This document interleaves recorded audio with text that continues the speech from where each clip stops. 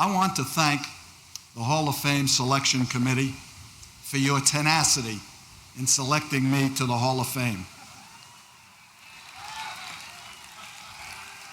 As the great Winston Churchill once said, you never gave in, never, never, except to convictions of honor and courage, and you fought for my selection, as well as another and many numerous media people throughout the country. I shall never forget that. I am grateful to you. The enshrinement is a reflection of a life's work, a reflection of a love affair with the greatest game the world has ever known. But this honor is a testament to a great organization and to all the capable people who have poured their talent, enthusiasm, loyalty into the greatness of the Raiders and the Raiders' legend and mystique. I was born lucky. I was blessed with a great mother and father. No one had to tell me to love my mother and father based on a commandment. They raised their children with strong discipline and a strong faith in God. Good health throughout my life has been another blessing, with many lasting friendships that I treasure with great love and loyalty. My parents wanted me to have the values and virtues of what is still the American way of life: hard work, dedication, commitment, loyalty, and respect for the dignity of man. I wanted to introduce immediately today my mother Rose, who is here seated in the front row. She's over 90 years old.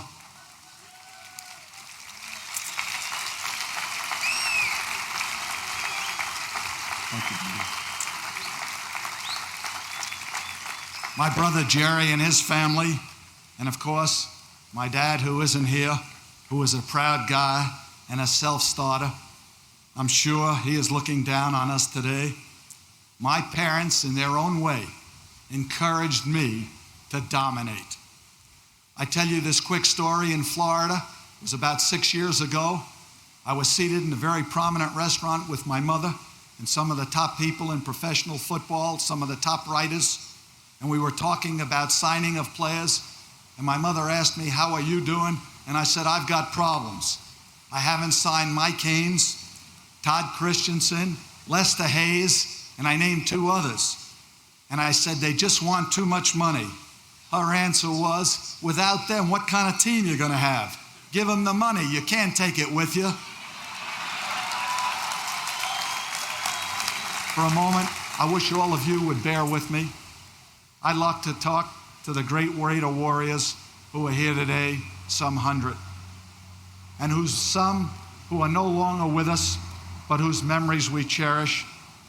I say to those great Raider Warriors, let me take you back a few years to Frank Ewell Field, to the Oakland Coliseum, to the Los Angeles Memorial Coliseum, and have you all individually introduced once again to the roar of the crowd.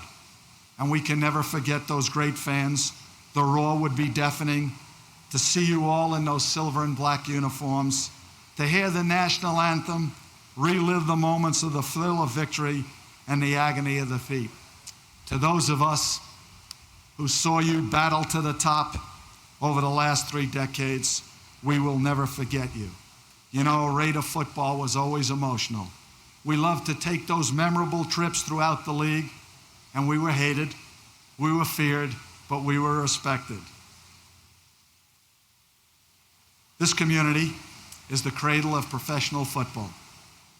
When our heroes of the past become our legends of the future, and we all know time never really stops for the great ones. It reaches out and wraps them in a cloak of immortality. What a great inspiration to come to this Field of Dreams every year, to walk through the hall and walk through its exhibits, and to pay tribute to this great class. I know Lem Barney, I used to study him. John Mackey was a favorite of mine. And Junior Riggins, I call him Junior. God, how he wanted to play for the Raiders and how I wanted him. But they said, no, not in the American Football Conference. We'll let him go over there to the National Football Conference. And then to the great class. to the great class that sits here behind me, the greatest players who've ever played this game. I've always said that the Raiders, my family, we have a realization that we have a debt to them and we have a debt to each other.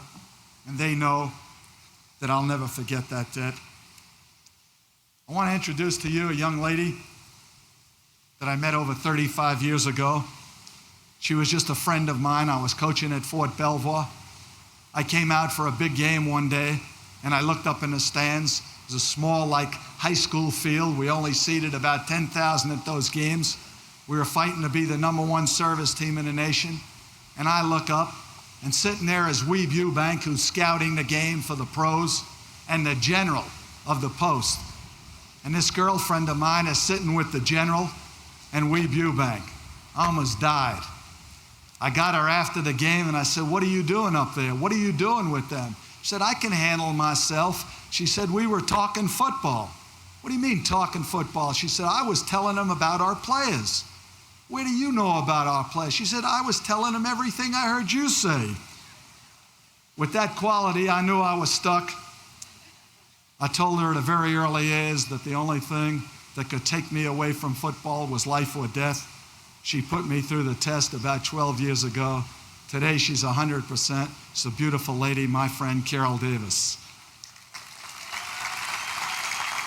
Aside from my will to win, my commitment to excellence, the fire that burns brightest in me are the great love and enthusiasm that I had and have for the game of football and for everyone and everything connected with it.